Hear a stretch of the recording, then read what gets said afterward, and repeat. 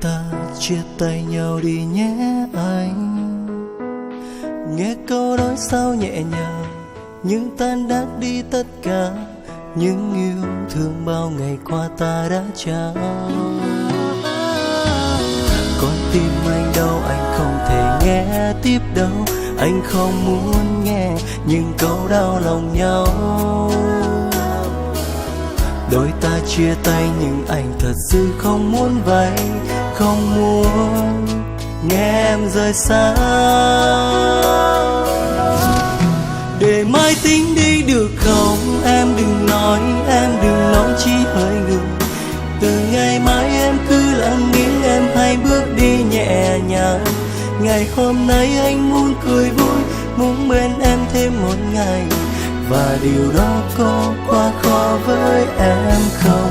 Để mai tính đi người ơi, mai lìa xa, mai hạnh phúc đi thật xa. Chỉ còn mỗi anh ở đây cô đơn với bao kỷ niệm vắng em. Chỉ thầm mong em luôn hạnh phúc, dẫu bên kia ở với người, một người đã mang em đi rất xa. Anh nhớ em.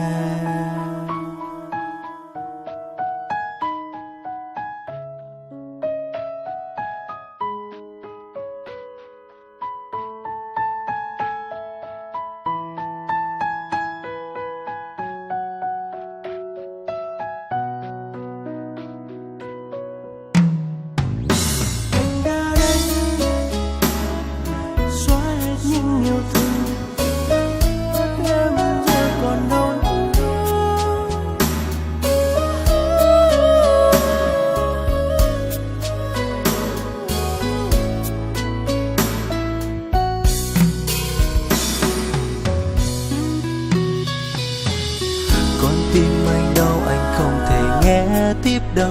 Anh không muốn nghe những câu đau lòng nhau.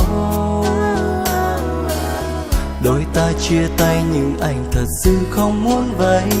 Không muốn nghe em rời xa.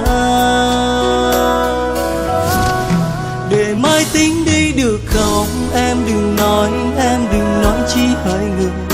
Từ ngày mai em cứ lặng nghiêng, em hãy bước đi nhẹ nhàng.